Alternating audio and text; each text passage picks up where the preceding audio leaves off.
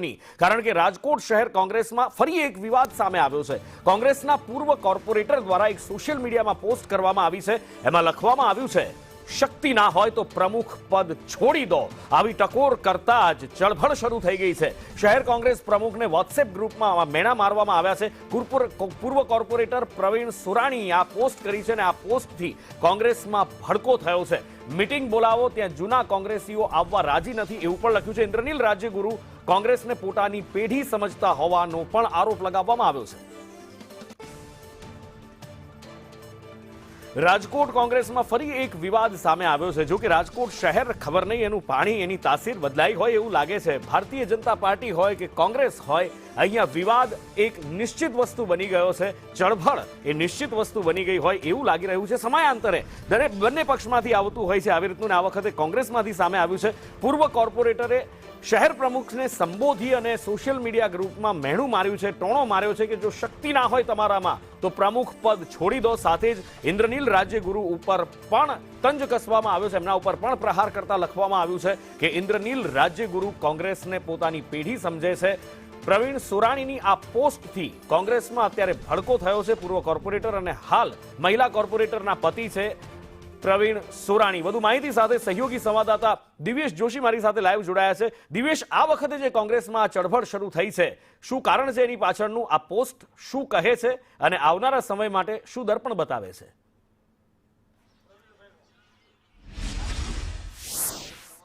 ચોક્કસ નુપુર, વાત કરવામાં આવે તો કોંગ્રેસમાં ભડકો છે તે સામે આવ્યો છે। હું તમને સીધા જ દ્રશ્યો બતાવી રહ્યો છું। પૂર્વ કોર્પોરેટર છે પ્રવીણ સોરાણી, તેમના આ નિવાસસ્થાનના દ્રશ્યો છે।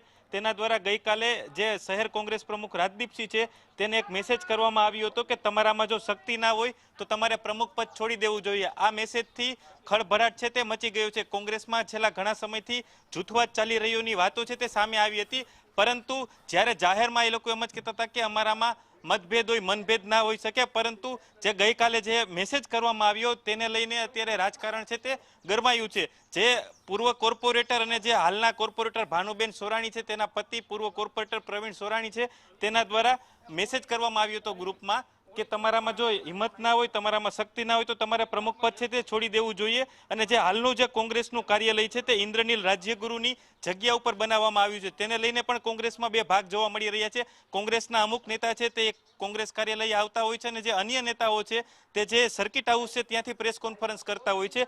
ત્યારે જે આ પ્રવીણ સોરાણી છે તેના દ્વારા એવી પણ ટકોર કરવામાં આવી હતી કે ઇન્દ્રનીલ રાજ્યગુરુ છે તે કોંગ્રેસને પોતાની જાગીર સમજે છે, તે કોંગ્રેસને પોતાની પેઢી સમજે છે। ત્યારે જે પ્રવીણ સોરાણી છે તેમના નિવાસસ્થાને અમે પહોંચ્યા છીએ તેમના સાથે વાતચીત કરવા, પરંતુ તેઓ પ્રસંગમાં ગયા હોવાથી વાતચીત થઈ શકી નથી।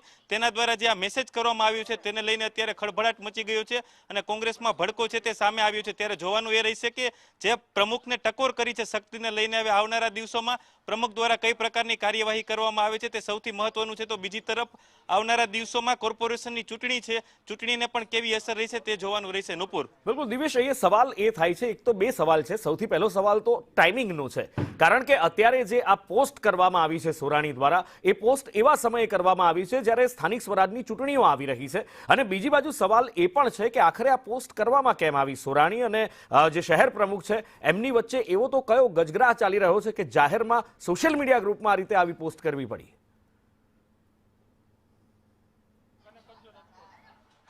ચોક્કસ નુપુર, પ્રવીણ સોરાણી અને જે રાજદીપસિંહ જાડેજા જે બંને અલગ જૂથ છે, છેલ્લા કેટલાય સમયથી આ જૂથ વચ્ચે જૂથવાદ છે તે ચાલી રહ્યો છે, પરંતુ ગઈકાલે જ્યારે જે નથુરામ ગોડસે વિરોધ કાર્યક્રમ હતો તેના દ્વારા રાજદીપસિંહ જાડેજા શહેર પ્રમુખ છે તેના દ્વારા એક કોંગ્રેસનું ગ્રુપ છે તેમાં મેસેજ કરવામાં આવ્યો હતો કે બધા જૂના જોગીઓ છે, કાર્યકર્તાઓ છે તે તાબડતોબ ભેગું થવાનું છે અને વિરોધ પ્રદર્શનમાં જવાનું છે। ત્યારે પ્રવીણ સોરાણી છે તેના દ્વારા ટકોર કરવામાં આવી હતી કે તમારા કામગીરીથી બધા જૂના જોગીઓ નારાજ છે, તમારામાં શક્તિ ના હોય તો તમારે રાજીનામું આપી દેવું જોઈએ। જેનો સ્પષ્ટ અર્થ થાય છે કે જે જૂના જોગીઓ છે તે રાજદીપસિંહ જાડેજાના કામથી નારાજ છે, તેને લઈને પ્રવીણ સોરાણી છે તેના દ્વારા ખુલ્લેઆમ ટકોર કરવામાં આવેલી છે, તેને લઈને રાજકારણ ગરમાયું છે. બીજી તરફ સ્થાનિક સ્વરાજની ચૂંટણીને હવે માત્ર ગણતરીના દિવસો બાકી રહ્યા છે, ત્યારે આ જૂથવાદ છે તે સ્થાનિક સ્વરાજની ચૂંટણીને મોટી અસર પાડી શકે છે, કેમ કે કોંગ્રેસ છે તે બે જૂથમાં વેચાઈ ગયું છે. હાલનું જે કોંગ્રેસ કાર્યાલય છે તે જે ઇન્દ્રનીલ રાજ્યગુરુની જગ્યામાં બનાવવામાં આવ્યું છે, જેને લઈને જે જૂના કોંગ્રેસના જોગીઓ છે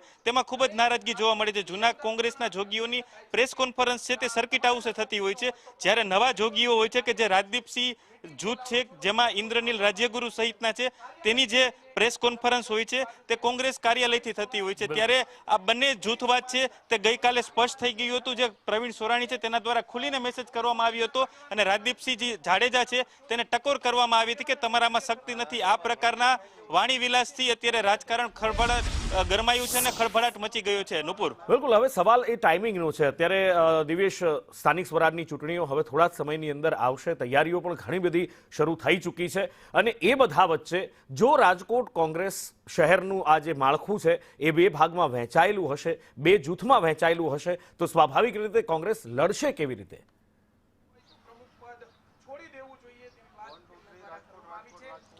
ચોક્કસ નુપુર, એ જ સૌથી મહત્વની વાત છે કે સ્થાનિક સ્વરાજની ચૂંટણીને હવે માત્ર ગણતરીના દિવસો છે તે બાકી રહ્યા છે, ત્યારે કોંગ્રેસને સ્થાનિક સ્વરાજ પર કબજો કરવો હોય તો એક જૂથ થઈને એક પરિવારની જેમ લડવું પડે, પરંતુ હાલની પરિસ્થિતિને જોઈને એવું લાગી રહ્યું છે કે કોંગ્રેસ છે તે બે જૂથમાં વેચાઈ ગયું છે. ત્યારે સૌથી મહત્વની વાત એ છે કે જો આને આ પરિસ્થિતિ રહેશે તો કોંગ્રેસને જે સ્થાનિક સ્વરાજની જે ચૂંટણી છે તેના ઉપર કબજો કરવો ખૂબ જ મુશ્કેલ પડી જશે, કેમ કે ચૂંટણી લડવા માટે બધાનું એક હોવું જરૂરી છે, પરંતુ શહેર કોંગ્રેસમાં બે અલગ અલગ ભાગ છે તે જોવા મળી રહ્યા છે. અને ગઈકાલનો મેસેજ છે તે સ્પષ્ટ કરી રહ્યું છે કે જે આ જૂથવાદ છે તેને ખુલ્લેઆમ પડકાર ફેંકી રહ્યું છે, કેમ કે જે પ્રવીણ સોરાણી છે તેને જાહેરમાં આ પ્રકારનો મેસેજ કર્યો છે અને જૂથવાદ ચાલી રહ્યું છે, તેને જે જૂથવાદને અંજામ આપ્યો હોય તે પ્રકારનો માહોલ છે તે સર્જાયો છે. ત્યારે સૌથી મહત્વની વાત એ છે કે સ્થાનિક સ્વરાજની ચૂંટણી આવી રહી છે, ત્યાં સમયે આ જૂથવાદ છે તે ખૂબ જ નુકસાન કરી શકે તે પ્રકારની શક્યતાઓ છે તે સેવાઈ રહેલી છે. ત્યારે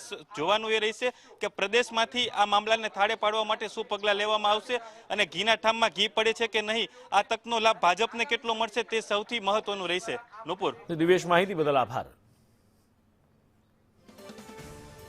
પ્રવીણ સોરાણી અને શહેર પ્રમુખ વચ્ચેનો આ ડખો છે. બે જૂથમાં શહેર કોંગ્રેસનું માળખું વહેંચાયેલું હોવાનું અત્યારે સામે આવી રહ્યું છે અને એના કારણે અત્યારે મોટી ચળભળ કોંગ્રેસમાં ચાલી રહી છે. રાજકોટ કોંગ્રેસમાં પૂર્વ કોર્પોરેટર અને મહિલા કોર્પોરેટરના પતિ પ્રવીણ સોરાણી દ્વારા જાહેરમાં વોટ્સએપ ગ્રુપમાં એ લખવામાં આવ્યું છે, સોશિયલ મીડિયા ગ્રુપમાં લખવામાં આવ્યું છે કે શક્તિ ના હોય તો પ્રમુખ પદ છોડી દો, મિટિંગ બોલાવો. ત્યાં જૂના આવવા માટે રાજી નથી. ઇન્દ્રનીલ રાજ્યગુરુ પેઢી સમજે છે, એમની જગ્યામાં આ કોંગ્રેસનું કાર્યાલય ચાલી રહ્યું છે અને એટલા માટે પણ એક મોટો વર્ગ કોંગ્રેસનો નારાજ હોવાનું સામે આવ્યું છે. પણ ટાઈમિંગ અહીંયા ખૂબ મહત્વનો છે. કોંગ્રેસમાં જ્યારે તડા પડતા દેખાઈ રહ્યા છે ત્યારે, કારણ કે સ્થાનિક સ્વરાજની ચૂંટણીઓ આવી રહી છે અને બીજી બાજુ કોંગ્રેસ એડી ચોટીનું જોર લગાડીને લડવાની વાત કરી રહી છે. પણ બે ભાગમાં વહેંચાયેલી કોંગ્રેસ લડશે કેવી રીતે? જો કે સવાલ એ પણ છે કે અત્યારે તો દેખીતી રીતે બે ભાગ છે, પણ અંદર ખાને જોઈએ તો હજી આ કોંગ્રેસમાં કેટલા ભાગ, કેટલા તડા છે એ પણ એક મોટો સવાલ છે.